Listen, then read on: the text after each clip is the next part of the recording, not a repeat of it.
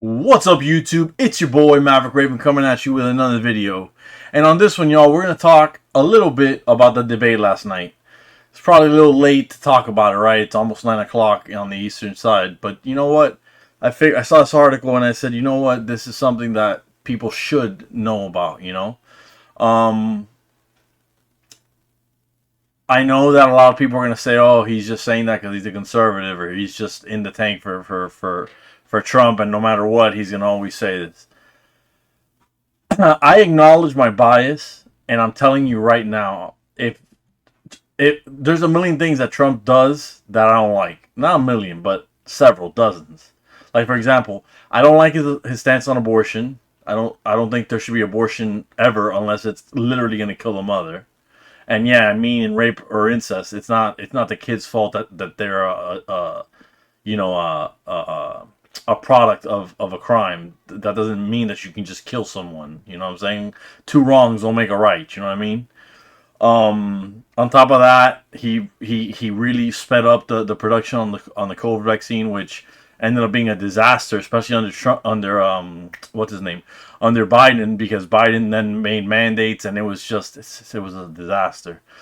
So, you know, certain things that kind of upset me about Trump, but I'm gonna tell you guys right now, Trump destroyed Biden. He looked like what he is, man. A senile old man that doesn't deserve to be anywhere there. And it's kind of scary that he's got the nuclear codes, brother. I mean, think about that for a second. He's got the nuclear football, and at any time he can start World War 3, 4, 5, 6, 7, 20, whatever you want. He can start it. He can start it. And it would literally take like some brave soldiers to go, no, bro, you're crazy. But how many heroes do really exist like that in real life? You know what I mean? So we're gonna check this out. This is from the Epic Times. Before we do, I should say, please don't forget to like, share, comment, and subscribe. I love reading your comments. I love interacting with you guys. I read every comment almost, and I say almost because who knows, the system isn't perfect either. If you have subscribed, make sure that you are subscribed still, because let me tell you, I'm losing subscribers, and I don't know why, okay? But we'd love to have you as members of the flock. The flock is for life. And on top of all that, come fly with us, y'all. We'd love to have you. The air is for everyone. Now, let's hit up this article. There's some things that we need to address. It says 6 takeaways from Biden and Trump's first 2024 debate. Immigration, abortion, and economics were among the top policies that the candidates highlighted in the high-stakes debate. President Joe Biden and former President Donald Trump presented competing visions and narratives on a range of issues in the first presidential debate hosted by CNN yesterday. While the debate was at times punctuated by ad hominems, oh Lord, and tentative responses, the two presumptive nominees also debated key policies from immigration to abortion, seeking to sway undecided voters in a race that polls show has been incredibly tight. Below are some of the takeaways from the debate. It sucks that it's incredibly tight because Joe Biden's he's checked out, man. And on top of that, he's an evil man. A little piece of my humanity says, bro, he's an old senile man. Just let the daughter be a daughter. You know what I'm saying? But the problem is that for almost 50 years, this man was in governing, okay? And he's been evil and racist since the beginning. And I say that because there's clips of him calling, black people the N-word, talking about racial jungle, this. He was an apprentice and a great friend to Robert Byrd, who also was a Klan member, like an actual Klan member. I mean, an actual Klan member. And this was known and accepted. For whatever reason, it was accepted. But that's your candidate, leftists. That's your candidate. And you guys let him go. Because the problem is that it's not even a vote for Biden. It's a vote for anti-Trump. And that's what gets me, man. Just because you hate Trump does not mean that your vote should go to Biden. Maybe you got the wrong impression of Trump, bro. He's brash. He's rude. He's a bully. He's all these things. But he's our bully, okay? He's a United States bully. You know what I'm saying? He's the guy that's going to handle business and get in there and make America great again, like he says, bro. Abortion. Abortion has been a sticking point, of course it has, in the 2024 presidential election, as President Biden has sought to emphasize former President Trump's role in the repeal of Roe v. Wade. After the Supreme Court recently rejected a challenge to mail-in abortion pills, former President Trump said he would not block access to the drugs. He also said he believes in the exceptions for abortion, including incest, rape, and protecting the life of the mother. I believe in protecting the life of the mother. Period. The end. Full stop. Rape and incest. Tragic. Tragic, dude. Honestly, tragic. I know. I've known victims of both, actually, of both, and I would sadly say to them, if anyone ever got pregnant, I'd be like, I'm sorry, dude, but the way I see it, you need to give birth, and just, if you don't want the kid, give them up for adoption, bro. Because you're not even giving the kid a chance. You're not even giving the human being that's inside of you. You're not even giving him the opportunity to say to you, no, don't kill me, please. You know. So, he says former President Trump called for the legality of abortion to return to the states. See, this is what I'm saying. I don't agree with him on it. He then alleged that President Biden supports extreme laws for abortion that allow for the procedure in the 9th month. We are not for late-term abortions, period, President Biden replied. Bro, the Democratic Party is for late-term abortions. They're for abortions after the freaking baby is born. Ralph Northam said this on the radio. He said, you make the mother comfortable, you make the baby comfortable, and then we decide what we're going to do with the baby afterwards. That's a paraphrase, but it's very close to a quote, okay? And I'm telling you right now, any party that has a man like that in it is disgusting. I'm sorry, okay? I know I got haters that watch me, and they love, making fun of the MAGA movement and whatever, but you know what? It's disgusting to kill a little baby, man. It's disgusting. There's nothing, in my opinion, the only thing more disgusting than abortion. Actually, I don't even think there's anything more disgusting than abortion, bro. I was gonna say rape, because rape, you're kind of killing the person, that you're raping. But abortion, you're not metaphorically killing anybody. You're actually killing the person. So, yeah, man, abortion is. I'm sorry, guys. That's the way I feel. Said the president linked the end of Roe v. Wade to the current 6-week abortion ban in Florida. He said after 6 weeks, you don't even know whether you're pregnant or not, but you cannot see a doctor and have him decide on what your circumstances are, whether you need help. That's ridiculous. That's absurd, Both candidates talk tough on the border. President Biden and former President Trump both touted their records on border security and immigration. President Biden talked up his proposed immigration deal, which was earlier blocked by Senate Republicans, saying it included machinery to detect fentanyl on its way across the United States southern border. We need those machines, he said. The former president accused his opponent of having opened the borders, and only now near the end of his first term, trying to get a little tough on the border. That's true, and the only reason he's trying to get tough on the border is because of voting. That's the only reason why. He doesn't care about you. He doesn't care. He also suggested that President Biden's immigration policies were aimed at increasing his pool of voters. I agree with that 100%. It's 100%, it makes all the sense in the world. And this is something that has been said for decades, that this is going to happen, Especially if they ever get to make Washington, D.C. and Puerto Rico states. Forget about it, bro. Then it would be Democratic rule for forever. Although sometimes light on specifics, the former commander-in-chief kept up the tenor of his border-related comments on the campaign trail. When CNN's Jake Tapper asked about his oft-repeated pledge to carry out the largest deportation operation in American history, the former president did not walk it back because he's got balls, and I respect that. I respect it. Foreign policy was another major topic. President Biden said that only Hamas seeks to continue its war with Israel. He said his 3-stage proposal for peace had garnered support from the United Nations Security Council and many others. Returning to a frequent theme on the campaign trail, President Trump said the Hamas attack on October 7, 2023 would not have happened on his watch. I believe that too. He said the same of Russia's conflict with the Ukraine, the latest phase of which began with Russia's invasion of its neighbor in February 2022. I believe that too. Putin invaded when Bush was in office, a Republican. So before anybody starts saying, "Oh, he's in the tank for the Republican Party," bro, I am so not, dude. I used to be proud to be called a Republican, and now it's like, yeah, I'm a Republican technically. I'm not proud anymore, man, because of the rhinos, because they've been ineffectual and impotent. It's not the way to go, dude. So we've got Bush. Putin invaded. What was it? Was it Crimea? I don't remember. He invaded. He invaded under Barack Obama. Then all of a sudden, magically, he stopped when Trump was in office. And then now he invaded again. He invaded the Ukraine this time. He invaded Ukraine. Excuse me, the Ukraine. The Facebooks, those kids on those damn skateboards. No. So he invaded Ukraine. So what does that tell you? That out of 4 presidents, 2 and 2, 2 Republicans, 2 Democrats, the only one that had Putin scared or at least taken aback was President Donald J. Trump. You can hate him, you can say whatever, but that's just the facts. He didn't start any new wars.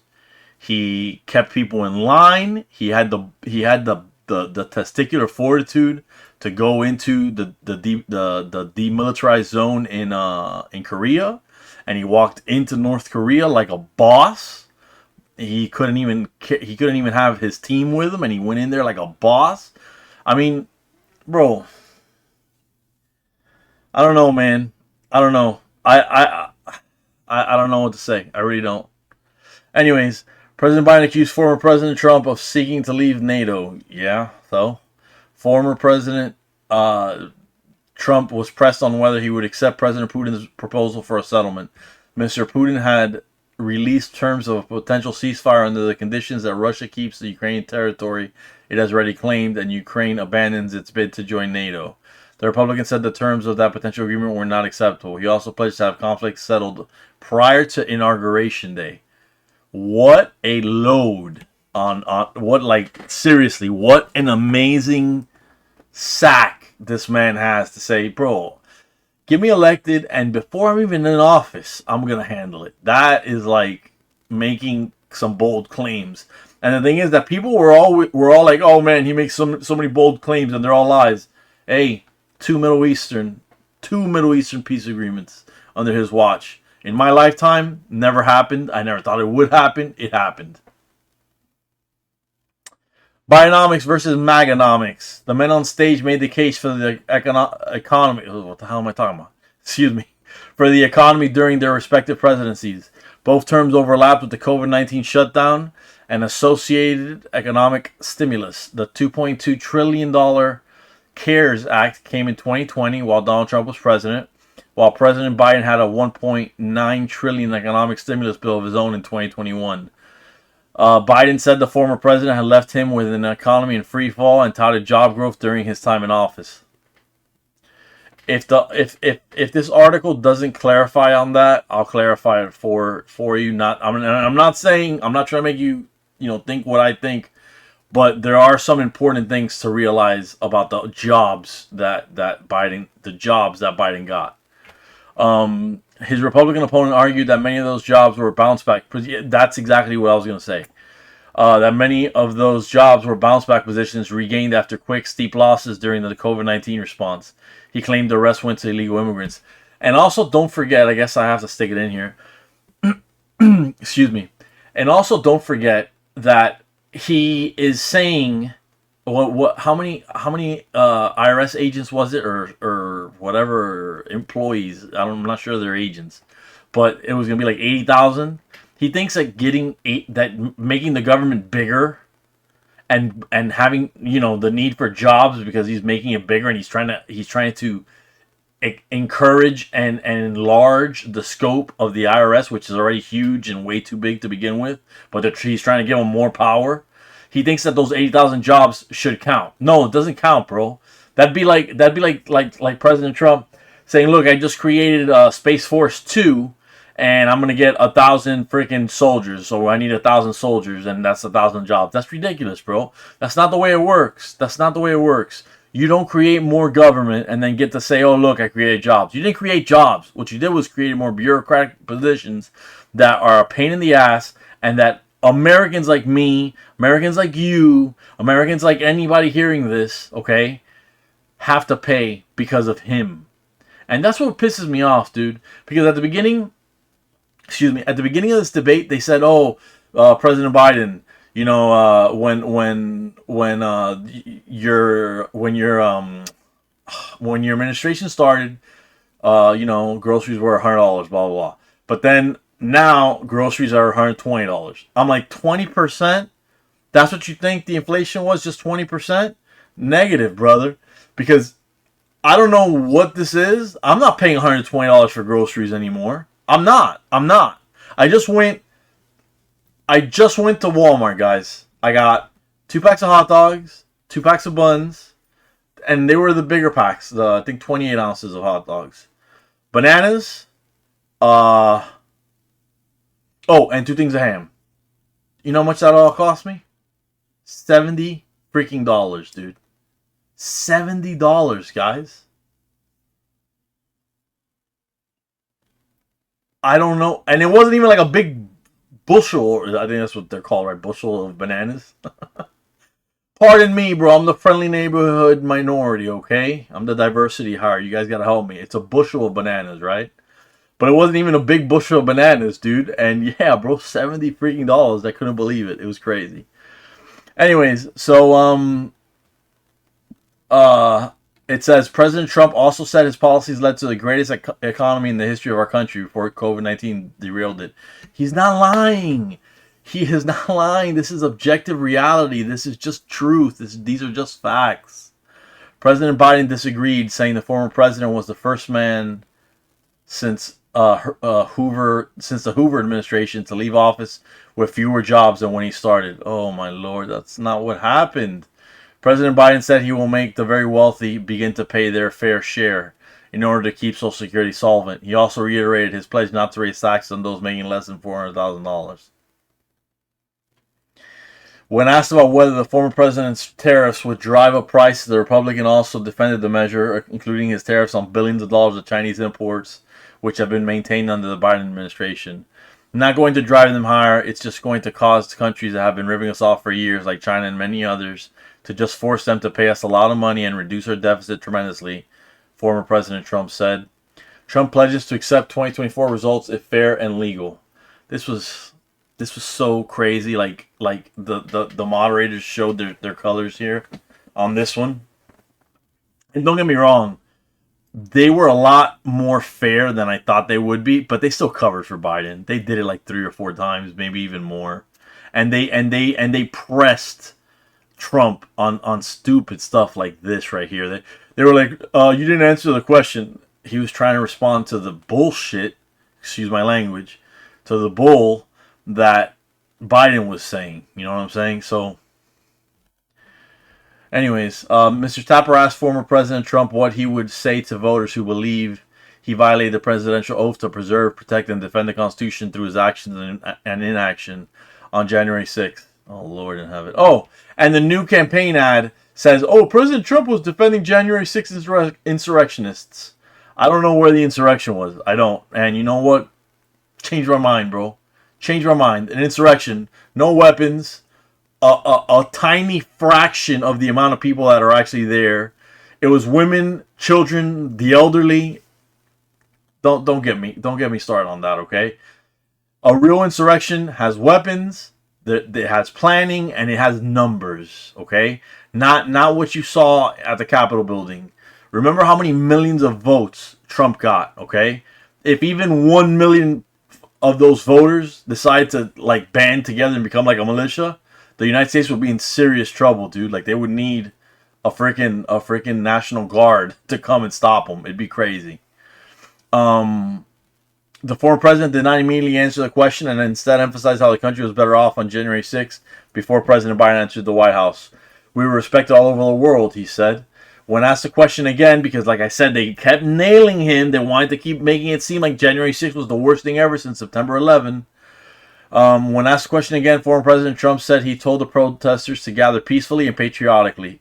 This is true. This is what happened. CNN's Dana Bash also asked the former president if he would accept the results of the election regardless of who wins. Former President Trump did not initially answer the question directly, prompting Ms. Bash to ask the question 2 additional times. See what I'm saying? They just aye. And then the thing is that when it came to freaking Joe, it was just like that. It was just like those meme videos that are not even deep fakes or whatever the hell they're calling them now. But it wasn't a deep fake. It was all real, with Jill helping Joe off the stage like he was a child, and then after that going, "You did so well, Joe. He did so good. He answered everything right." Bro, if my wife ever talks to me like that, just kill me, dude. Just you know what I'm saying? Like just pretend that I never existed, because me as a man, I'm dead at that moment. And it has nothing to do with testosterone or toxic masculinity. It has to do with the fact that I'm not a child. I'm an adult. I've earned my position in society through experience and hard work. You know what I'm saying? And for him to just be like, and it's like, that's our president. That's the man that people are supposed to look up to and go, man, I wish I was more like him. I can't say that about Biden. In honest to God, I can't say it about Biden. I couldn't say it about Obama. I could say it about President Trump. You know why? Because any other man... Piers Morgan said this, and I'm sorry I'm taking this a little long. But Piers Morgan said this. He said that Donald Trump has the thinnest skin and the thickest skin of any person he's ever met. And then he went on to explain that everything bothers him or annoys him or whatever. But then he takes all of that negativity and he can actually shoulder it like a man. Like a soldier, you know what I'm saying? He can take all that negativity that would destroy a lesser man, and he's cool with it, bro. You hate me? Cool, dude. Cool. Me? I wish I had that effing attitude like that. I wish I did. I don't. You know, I'm still a little too sensitive. I am. But yeah, you guys, so the former president finally said he would, as long as it's a fair and legal and good election. Absolutely. When asked if he would say that the political violence is not acceptable, former president answered, it's totally unacceptable. Not to mention that, but he also said that it didn't need to be said. It didn't need to be said. You know what I'm saying? It goes without saying, which it does. It does go without saying. The moment that you resort, to violence, that's an admission of you realizing that you had no position to stand on, no leg to stand on, nothing viable to add to the conversation. You know. The evening was marked by multiple gaffes, mid-sentence pivots, and both candidates sometimes dodging the moderator's question. That's expected. I even expect that on Biden's side, because if it was me, I'd been doing the tango trying to avoid the question about the border and the economy, you know? President Biden had a raspy voice for parts of the debate. No, it was the entire debate. Struggled at times throughout the evening. No, struggled during the entire evening. President Biden inadvertently said, we finally beat Medicare. Oh my gosh, that was so amazing when he said that. Prompting a counter from former President Trump. He was right. He did beat Medicare. He beat it to death. Yes. Fist pumping in the air like a champ. Yes. It was so funny. That just goes to show you how with it Trump is, man. Trump is on the ball, bro. He's quick. And Biden just like... And you're like, are you okay, dude? Are you here? Are you checked in right now? It's crazy. Following the debate, Vice President Kamala Harris acknowledged that the president had gotten to a slow start. When your VP is admitting that in an election year, how bad did you do? The answer is bad enough that the CNN poll right after the election had 67% of people saying that Donald Trump won the debate, with 33%, obviously, saying that Biden won the debate. And that's a CNN crowd. We're not even talking about the YouTube guys, because I didn't watch that crap on CNN. I watched it on YouTube with Crowder, even though, you know, I don't know how I feel about Crowder anymore. But it was funny, you know. And they definitely added a little bit, especially in terms of fact checks, you know. So there was no Crowder poll. There was no Tim Pool poll, there was nothing like that. So who knows how many guys and girls, obviously, how many ladies and men voted in this in other polls, you know what I'm saying, oh, so and so won the debate. Right now, as it stands, it seems like the only people that say that Biden won the debate are people who are super in the tank, and I mean super in the tank, like NPCs, super in the tank for Biden. You know what I mean? Bashir marked it's about the choice the American people will be making in November. I'm talking about one of the most important elections and our collective lifetime, she told CNN. Did she say that? Was that a gaffe on her behalf? Because she didn't have much to say. And if she's already making gaffes with the little bit that she had to say them, they're in trouble. They're in more trouble than I thought. Former President Trump also pivoted while answering questions. When asked about his intention to institute the largest domestic deportation operation in American history, he changed the subject and started criticizing President Biden's immigration policy. He did do that. He did. It was funny, though. It was funny. When asked about his position on the war in Ukraine, the former president alleged that American veterans and soldiers can't stand President Biden. He's right. He's right. He's right. Most soldiers can't. You know, you got some that are true blue, no vote blue, no matter who, whatever. Anyways, guys, that's the video. If you stuck around this long, it's a 26 friggin' minute video. If you stuck around this long, I appreciate it. Know that I love you guys, even my haters. Thank you guys for watching the video. Thank you for putting up with me. Thank you for spending this time with me.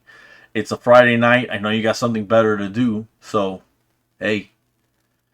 But that's the video, you guys. You know what I say. Stay safe and stay based.